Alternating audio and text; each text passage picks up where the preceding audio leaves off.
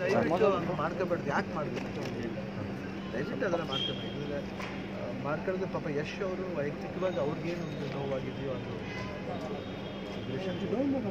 ವೈಯಕ್ತಿಕವಾದ ಒಂದು ಭಾವನೆ ಅದನ್ನ ಇದು ಮಾಡ್ಕೋಬಾರ್ದು. ಯಾರು ಮಾಡ್ಕೊಂಡ್ರೆ ಅವ್ರ ಹೆಸರು ನೀವೇ ಕೇಕ್ ಕಟ್ ಮಾಡಿ. ಯಾರು ಬೇಡ? ಅಭಿಮಾನಿಗಳು ಯಾವಾಗಲೂ ಅಷ್ಟೇ ಅವ್ರ ಹೆಸರು ಕೇಕ್ ಕಟ್ ಮಾಡ್ಕೊಳ್ಳಿ. ನಿಮ್ಮ ಯಶ್ ಅವರೇ ತಿಂದ್ರು ಅಂತ ಅಂದ್ಕೊಳ್ಳಿ. ಆ ರೀತಿ ಭಾವನೆ ಹೊಡ್ಸ್ಕೋಬೇಕು. ಅವ್ರು ಪ್ರಾಣ ಕಲ್ಕೋಬೇಕು. ಯಾಕಂದರೆ ನಿಮ್ಗಂತ ನಿಮ್ಮ ಫ್ಯಾಮಿಲೀಸ್ ಇರುತ್ತೆ, ನೀವು ನಂಬ್ಕೊಂಡಿರ್ತಾರೆ. ಅದೆಲ್ಲ ಇಲ್ಲ ಇರುತ್ತೆ. ಒಂದು ಸ್ವಲ್ಪ ಬರೋದು ಇದ್ದೇ ಇರುತ್ತೆ. Not much of it difference ಇಲ್ಲಿ ಬಂದಿಲ್ಲ. Small issue. ಮತ್ತೆ ನೆಕ್ಸ್ಟ್ ಇಲ್ಲ ಸದ್ಯಕ್ಕೆ ಹೇಳಿಲ್ಲ. ಹೇಳ್ಬೇಕಾದ್ರೆ ಬರ್ತೀವಿ. ಆಡಿಟ್ರು ಬರ್ತಾರೆ, ಅವ್ರು ಹೋಗ್ತಾರೆ. ಬಟ್ ಅದರ್ವೈಸ್ ಅಂದ್ರೆ ನಾವು ಬರಲೇಬೇಕು ಅಂದ್ರೆ ಖಂಡಿತ ಬರ್ತೀವಿ. ಸಿನಿಮಾ ಅದು ಇದು ಎನ್ಕ್ವೈರಿ ಅನ್ನುವಂಥದ್ದು ನಿಮಗೆ ಮೊದಲ ಅನುಭವ. ಏನೆಲ್ಲ ಆಯಿತು ಒಳಗಡೆ?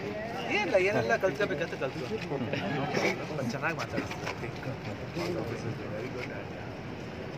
ಎಲ್ಲ ನಮ್ಮ ಆಡಿಟ್ರು ಮಿಕ್ಕಿದ ವಿಷಯ ಎಲ್ಲ ನಮ್ಮ ಆಡಿಟ್ರ್ ಹೇಳ್ತಾರೆ. Otherwise everything is cool, no problem. ತೊಂದರೆ ಏನಾಗಿಲ್ಲ, ಆರಾಮಾಗಿತ್ತು. ಏನಾದರೂ ಕ್ವಶನ್ ಇರು ಅನ್ನೋದು ಅದು ನಿಮ್ಮನ್ನೇ ಕ್ವಶನ್ಗಿಂತ ಏನು ಮನೆ ಪ್ರಶ್ನೆ ಮಾಡಿದ್ರು, ನಾವು ಆನ್ಸರ್ ಮಾಡಿದ್ದೀವಿ. ನೀನಾಗಿ ಆನ್ಸರ್ ಮಾಡಿದ್ದೀವಿ.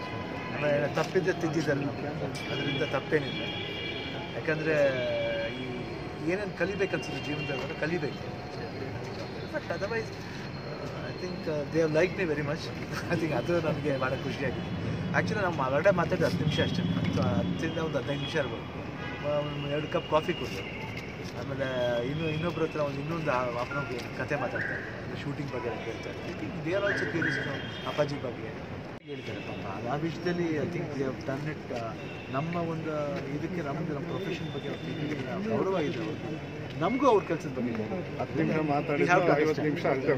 ಅಷ್ಟೇ ಹೊಡೆದಿದೆ ಅಷ್ಟೇ. That's all. Thank you sir. ಅಭಿಮಾನಿ ಒಬ್ರು ಇವತ್ತು ಎಷ್ಟು